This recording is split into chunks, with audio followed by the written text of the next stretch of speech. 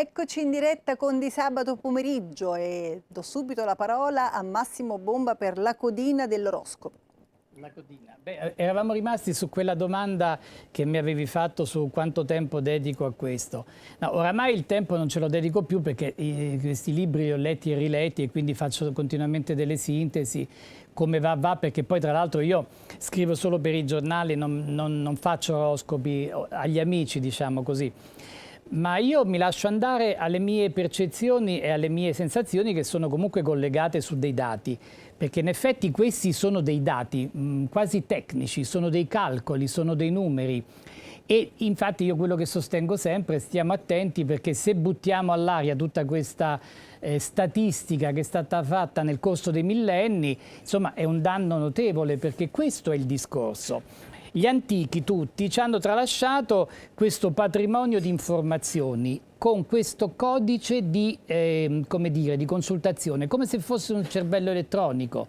Vi ricordate quel bellissimo film su Alan Turing quando lui fu costretto, gli fu proposto di creare un cervello elettronico, un metodo, un macchinario per capire e tradurre la macchina dei tedeschi Enigma, perché gli inglesi non riuscivano a capire i messaggi cifrati, no?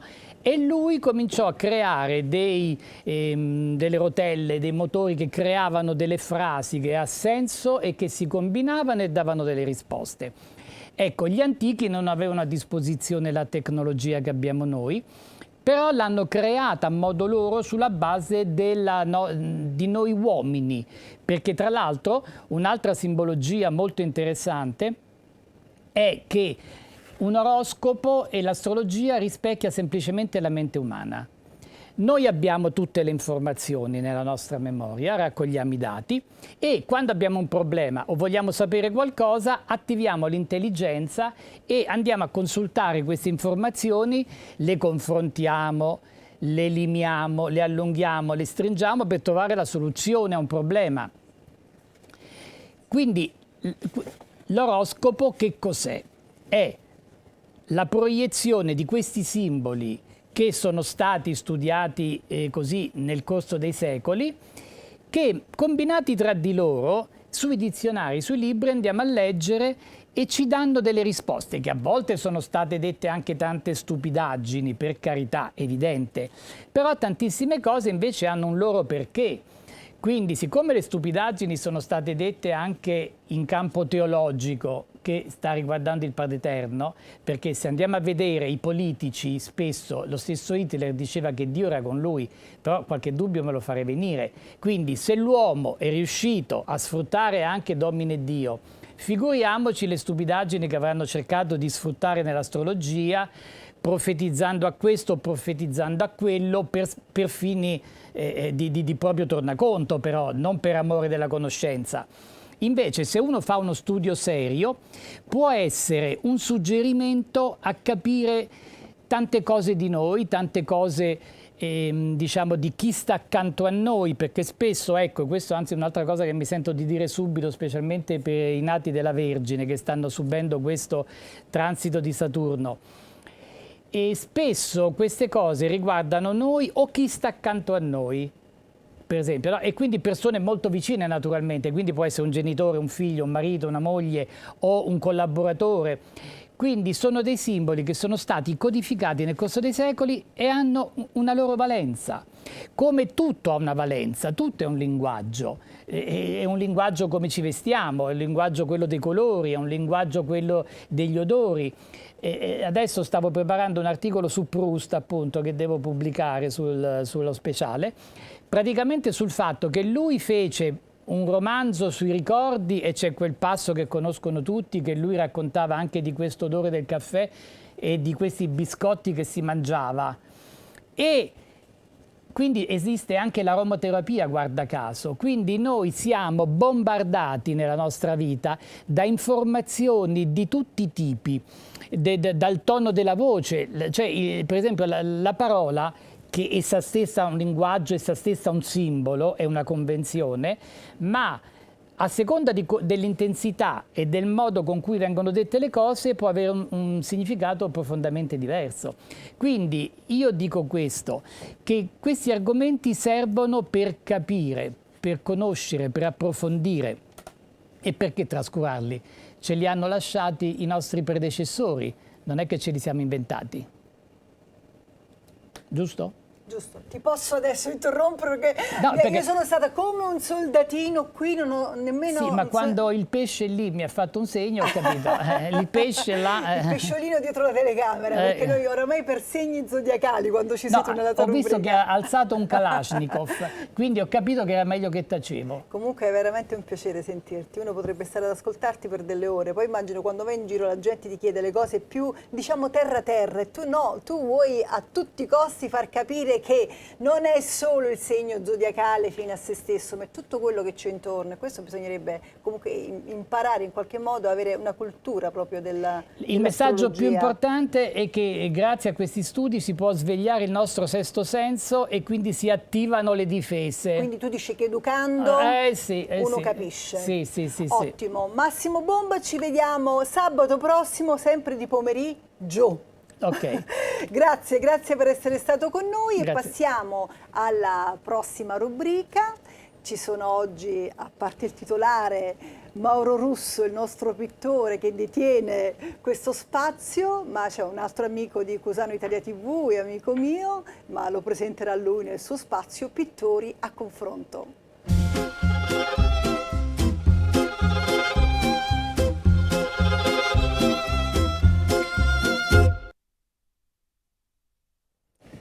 Buon pomeriggio a tutti e benvenuti al secondo appuntamento di Pittori a confronto. Oggi ho il piacere di presentare un artista che, come direbbe il grande Marc Chagall, a questo punto il colore diventa stato d'animo. Ho il piacere di presentarvi, ed è qui con noi in studio, il noto pittore di livello internazionale Massimiliano Ferragina, mio conterraneo da Catanzaro, precisamente da Girifalco. Buongiorno, esatto. buon pomeriggio. Buon pomeriggio, buonasera a voi tutti. È estremamente bello stare qui, grazie Mauro per l'invito. Hai citato immediatamente Chagall e questo ovviamente provoca in me una serie di movimenti spirituali, emotivi, perché è sempre stato per me uno dei grandi punti di riferimento. Sai, ti racconto questo aneddoto, anzi prima ti ringrazio ulteriormente per aver citato Girifalco, il mio paese d'origine, perché so che chi ci sta guardando ci tiene tanto a che questo nome venga fuori, perché da poco tempo sono stato intercettato proprio dai miei concittadini e sto realizzando delle belle cose insieme a loro, quindi sfatiamo il mito che nessuno è profeta in patria, in questo caso effettivamente sì. Comunque dicevo, Marc Chagall, un tempo quando magari guardando le mie opere mi associavano un po' a Marc Chagall, rimanevo interdetto. Oggi sono estremamente felice che questo accada perché vedo in me una sorta di dialogo in continuità, non che io mi paragoni ovviamente al grande mostro sacro, però c'è tra noi artisti, vero, in un certo qual modo, nella nostra espressione artistica, un dialogo sottinteso, no? Qualcosa di non detto che prosegue, continua lungo la linea del tempo della storia dell'arte, quindi questa associazione oggi mi lusinga moltissimo. Massimiliano, io guardando le tue opere mi sono subito avvicinato al fatto che tu sei un colorista, quindi anche se tu provieni dall'astrazione, fai delle cose importanti come superficie astratte, mi ricorda il mio modo di pensare, come nell'approccio con la superficie. Abbiamo avuto modo anche di parlare del mondo del colore e sentendo parlare te che fai una sorta di pittura che è paragonata alla musica, no? Potrebbe essere una sorta di pittura jazz, se vogliamo così. Tu sei sincopato nel colore e nella velocità esecutiva. Mi ricordi il mio modo di pensare, anche se io provengo da mondi completamente opposti dal punto di vista formale. Quindi possiamo essere testimonianze insieme oggi che la pittura è la sublimazione di un fatto ludico, di ricerca e di gioco. No? Guai non fosse così, guai non fosse così. È il gioco della lotta, no? Quando si è bambini si gioca. Il colore tu dicevi è qualcosa di estremamente forte nella mia pittura, ma io utilizzerei un'espressione ancora più importante, cioè per me il colore è vivo, è essere vivente. E mi spiego. Quando mi accosto o mi accingo a realizzare una tela, un'opera d'arte o comunque semplicemente a avviare un processo creativo, tu sai quanto è importante il processo creativo e analizzarlo, il colore per me non è soltanto uno strumento, ma è un essere talmente vivo che deve essere rispettato proprio nella sua essenza. Quindi il colore lo tratto in maniera estremamente delicata e cerco di lavorare su me stesso per fare in modo che il colore faccia tutto da solo. Quindi compio ricerca, sperimentazione, invento anche nuove tecniche di stesura del colore o di appunto utilizzo del colore stesso in modo tale che il colore sia autonomo. E come ti parlavo prima, magari dietro le quinte, io chiamo questo esercizio empatico, perché tu dicevi è ludico, io ho aggiunto è vivo, ma bisogna anche empatizzare coi colori, perché il colore restituisce, comunica, parla, e se non c'è empatia come tra gli esseri umani, questo dialogo rimane sempre incompiuto, non arriva mai a un suo perché.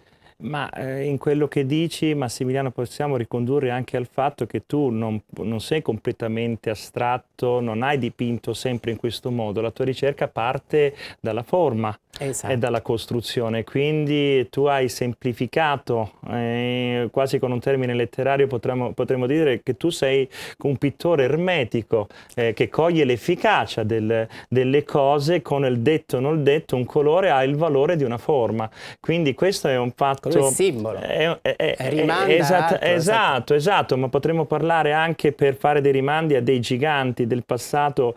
Noi sono partito con Chagall perché di primo acchitto mi viene di parlare di lui, ma ho piacere di citare artisti che noi conosciamo e possiamo parlare al pubblico di oggi di artisti italiani che hanno fatto questa cosa come questo procedimento, che hanno attuato questo procedimento di lavorare con efficacia sul colore riconducendo a quella parte formale del loro vissuto. Mi riferisco ad Antonio Corpora. Guarda, lo stavo per dire io. Corpora, Marini, Berti, ne abbiamo citati anche altri, che sono forse un po' dimenticati dalla critica, ma sono attualissimi, estremamente potenti e anche molto contemporanei. E come tu mi suggerivi nelle chiacchiere che abbiamo fatto prima della rubrica, prima del programma, hanno ancora 100 anni di cose da dire questi pittori. Alcuni addirittura viventi, prendiamo Cesare Berlingeri, no? Per esempio, che i suoi azzurri, i suoi gialli, i suoi rossi, no? Sono sempre quelli, però ogni volta differenti, ogni volta nuovi in un loro simbolismo e diventano non è più superficie o materia o cromia il colore stesso, per esempio nella ricerca di Berlingeri, ma è assolutamente contenuto. Iconografia, rimando, simbolo. Amici da casa, stiamo cercando di dire con nostri termini sicuramente che piuttosto tecnici, no? Che magari difficilmente vengono recepiti. Stiamo cercando di dire che qualora un pittore ritorna a una superficie, magari rimandando o risentendo di qualche altro contenuto del passato, c'è sempre, se si fa nella verità e con il cuore, c'è sempre un ritorno all'ordine, perché Massimiliano oggi si confronta con me, ma si incontra e ne parla in maniera accattivante e anche accattivata e divertita di poter riscoprire un artista vero che lo fa tutti i giorni in maniera metodica e che come un bambino si diverte, no?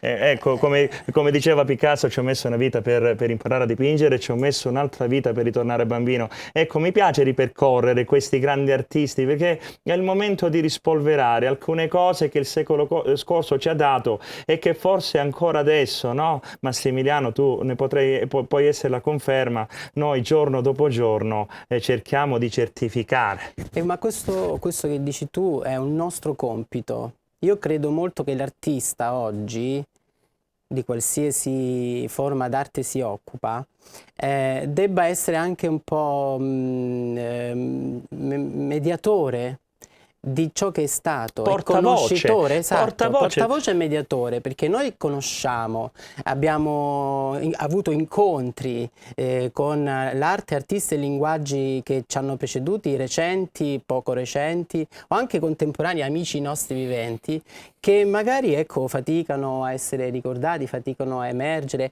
ed è compito nostro come comunità di artisti di riportarli al centro dell'attenzione, perché io ecco, se c'è una cosa in cui credo è che l'arte avrà futuro se gli artisti si aggregano, se gli artisti fanno leva l'uno con l'altro, se si crea una comunità. Bisogna ritornare ai movimenti, dove veramente la parola non è soltanto che denota un gruppo di persone, ma proprio un movimento viscerale dell'animo. Massimiliano, io mi diverto a pensare, ecco, per citare altri personaggi del passato, mi diverto a pensare che Claude Monet, Edouard Manet, Esatto. Edgar Degas, in quelle strade di Parigi, no? A Montmartre, abbiano parlato come stiamo parlando io e te in questo momento, e hanno messo i principi di quello che è stato poi l'impressionismo, e ha gettato le basi poi a tutto quello che conosciamo nel Novecento. Quindi per noi è fonte di vita e di calore, scambio in questo, come stiamo facendo in questo momento, per lanciare solide basi per il futuro, perché è una sorta di è una bugia pensare che ormai tutto è stato detto, tutto è stato fatto. Io credo, finisco subito, sì. Qualora appoggio un pennello sulla superficie, come tutti i giorni, lo faccio con la consapevolezza di lanciare un sasso verso il futuro. Esatto. Guarda, io come anche tu siamo insegnanti, siamo anche docenti, incontriamo i ragazzi, incontriamo i giovani. Io continuo a ripetere sempre che tantissimo c'è da dire, non è stato detto tutto. Tantissimo, perché la pittura è fatica, è ricerca, è sperimentazione continua, è laboratorio. Lo studio dell'artista è laboratorio dove attraverso appunto i processi creativi che conosciamo si può arrivare a nuovi discorsi, a nuovi linguaggi che sono lì in attesa di essere esplorati. E questo si fa attraverso appunto il confronto, la condivisione, la partecipazione, il rifiuto, l'autoreferenzialità. Ecco, io credo che questo sia uno dei mali del nostro tempo, per questo salotti come il tuo sono importanti, sono profetici per certi aspetti, perché negano l'autoreferenzialità, invece c'è la comunione, nel senso di unione di intenti per cercare di esplorare i nuovi linguaggi dell'arte, i nuovi messaggi che l'arte può mandare. C'è tutto un mondo sociale, un universo che appartiene al mondo della solidarietà, dove l'arte può inserirsi, sono tutte quelle emergenze che oggi noi abbiamo, dove l'arte deve e può inserirsi con appunto la tecnica, ripeto, la sperimentazione, il laboratorio, ma che può ancora dire, e soprattutto ai giovani, tantissimo. Massimiliano, ascolta, tu mi parli sempre di viaggi, no? Che fai in giro per il mondo, le esposizioni che fai. Ecco, ritrovi quello che stai dicendo nei continenti che hai girato. Io ti ho chiamato quest'estate per altre situazioni, eri a New York. Sì, ecco, parlaci di questa esperienza un po'. Allora, viaggiare credo sia importantissimo per un artista. Aprire gli orizzonti, approdare su nuovi modi di vivere, conoscere artisti anche che non appartengono al tuo retaggio culturale. I viaggi per me sono qualcosa che mi danno linfa, mi fanno ogni volta anche ripensare il mio percorso artistico. New York è stato un viaggio importante perché, a parte che dopo il viaggio di New York è nata una serie di miei lavori dedicati proprio alla vitalità, per esempio, di Times Square, no? Che può sembrare banale, ma non è soltanto il centro nevralgico di New York. Times Square è oggi, come posso dire, il polo in cui si concentrano fermenti di creatività, talenti, dove ci si esibisce gratuitamente, ci si mostra, ci si concede, dove si può rubare con gli occhi. Quindi il viaggio, per esempio in questo caso a New York, vivere Times Square mi è servito proprio per fare pulizia anche nel mio modo di dipingere, nel mio modo di pensare l'arte, che mi porta sempre appunto quindi a rinnovarmi. Quindi io credo che un pittore debba investire molto in questo senso, di muoversi, di viaggiare, di prendersi proprio dei periodi di vagabondaggio, ok? Per incontrare, parlare, dialogare. Ma anche di ozio a volte. E anche Nell'ozio io produco sempre tanto. L'ozio è un lusso. Sì, ma nell'ozio ritrovo poi in esatto. quello step di fermo. Ritrovo poi che cosa? Riavvolgo la bobina.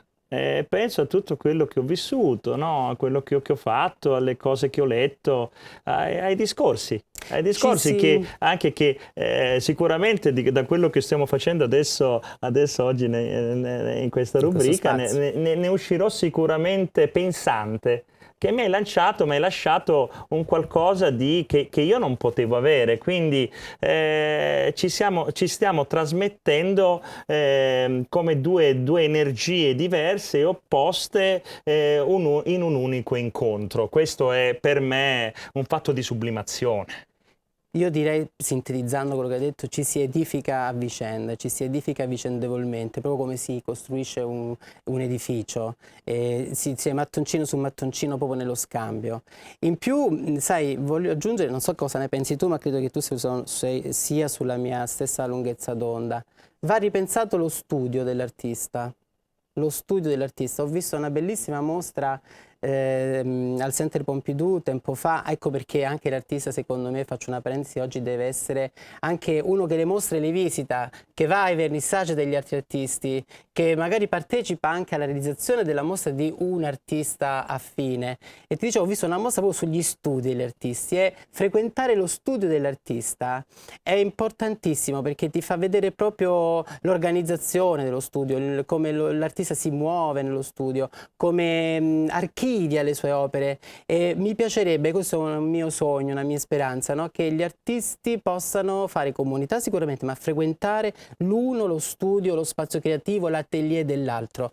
Ed eccola, anzi, guarda che cosa fa. Come una farfalla. No? Come una farfalla. Appare. Sai perché sono venuta qui? Perché vi guardavo intanto ammirata da lontano, poi sono proprio felice di avervi tutti e due qua, poi per lasciare lo spazio tuo, non ho detto e non sono intervenuta, ma sai che io a lui ci tengo quanto a te, siete tutti e due calabresi, tutti e due cari amici, e ti volevo dire che mentre chiacchieravi sull'Edwall e quindi a casa hanno visto i tuoi quadri, ma tu non ne parli mai, quindi questi pittori a confronto, poi alla fine dici ma i miei quadri ci sono, ma tu non ne parli. I quadri parlano da soli. E allora ho detto, facciamo... devo andare lì e devo Grazie. assolutamente, Alex, faccio una cosa così, bravo, vedi, ci sta. Vedi, è di New York, non è serie. Perché tu eri a New York quando noi ti avevamo proposto una cosa, Sì. proprio attraverso Mauro, ma non diciamo in quale rete, o lo vogliamo dire, sulla rete nazionale, per Una pugnalata. E tu non sei potuto andare. Ma, vedi, quante volte capita nella vita che c'hai un invito così importante e non puoi andare? Io spero che ricapiti, spero, Massimiliano, anzi, faccio un appello, chiamatemi. Mai andare a New York in estate, ti potrei chiamare. No. Io Però guarda, sto facendo l'uovo qui. No, stai, rimani, perché mi piace condividere. Piano. Posso alzarmi? Chiedo alla regia, posso? Ok, mi alzo, ecco qui perché sono Altissimo. lunga, esco fuori. Allora, è vero che l'invito era sicuramente di livello altissimo, ma è anche vero che stavo facendo un'esperienza formativa straordinaria, perché frequentare il MoMA in maniera così, diciamo, dall'interno, no? Quindi non come semplice visitatore, ma come qualcuno che studia al MoMA. Museo d'arte moderna di New York. Bellissimo. Quindi mi ha un pochino consolato. Voi avete tante cose in comune perché tutti e due calabresi, tutti e due pittori docenti. Vicini di casa? No, vicini di casa, questo non lo sapevate. Abbiamo scoperto. E non vi conoscevate. Abbiamo scoperto che viviamo a 400 Sì. metri. Ma poi abbiamo anche affinità cromatiche. Perché, Esatto, esatto. quello che dicevamo, questa rubrica, se ti sentivo parlare, è proprio bella per questo scambio, no? Perché poi di pittura in televisione se ne parla poco, e quindi sono contenta che di sabato pomeriggio abbiamo messo questo spazio che Mauro sta portando avanti, devo dire, chiaramente siamo partiti adesso tutti quanti, piano piano speriamo di prendere più confidenza possibile. Termino con questa rubrica con la oggi camera. veramente emozionato, Sono perché contenta.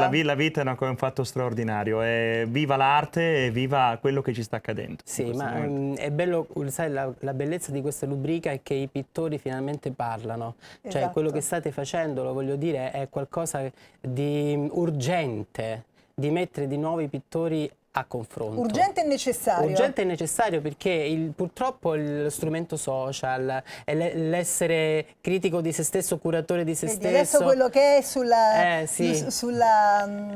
sullo schermo, sta dando il tuo quadro che ha un nome, io non lo so. Il nome è simpatico perché l'opera si chiama Verrà l'Apocalisse e farà un gran bene. Ecco, verrà l'Apocalisse, farà un gran bene, invece il tuo? Vedi Gio, È il tuo quello che era passato prima? Sì, Vabbè. mi pare Limoneto. Limoneto. Però dall'acromia che vedevo, voglio terminare perché subito. siamo proprio in Massimiliano, pubblicità? siamo nati sotto lo stesso cactus in Calabria. È probabile. Perché potremmo dire, guarda, che il mio quadro è Estratto, l'astrazione esatto. del tuo Limoneto. È bellissimo. Che ha qualcosa anche di apocalittico, incredibile. no? Ottimo. Perché sono tutti i colori della nuova E creazione. con il Massimiliano Ferragina. Eccolo. E Massimo Bomba ci vediamo la settimana prossima. Scusami. Mauro Russo. Mauro Russo, perché sai che Massimo ci sta. a parte con tutti Massimo sti nomi, c'entra sempre, a parte- c'entra sempre, è Massimo perdonato. c'entra sempre. Noi per adesso, così mi riprendo un attimo, bevo un bicchiere d'acqua o champagne, pubblicità.